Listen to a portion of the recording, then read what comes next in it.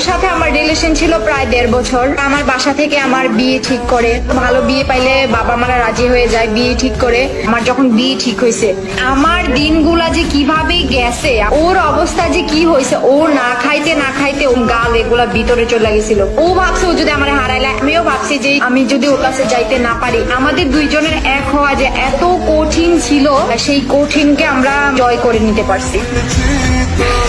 অনেক কষ্ট করছি, বিশ্বাস করেন। সব শেষে একটা কথা বলেছি যে আলহামদুলিল্লাহ, যাকে ভালোবাসছি তাদের তো পাইছি, এখন তো সুখী আছি।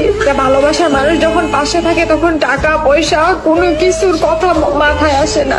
আমি বমি করছি, বাথরুমে পড়েছিলাম, এই মানুষটা ছিল মানে একজন, আমার হাজবেন্ড, সে আমার সাথে ছিল। আপু শুনেন, আপনাদের অবশ্যই বাবা মার জন্য মন খারাপ হবে, কিন্তু দেখেন এখন আমাদের বিয়ে হয়েছে, ফ্যামিলি ঠিকই মেনে নিছে। শুধু শুধু বাবা মাকে খুশি করতে যাইয়া আপনি একটা ছেলে জীবন নষ্ট করে দিয়েন না। যত বাধা আসুক, এখন ইনশাল্লাহ বিয়ের পর সবাই রাজি হয়ে যাবে।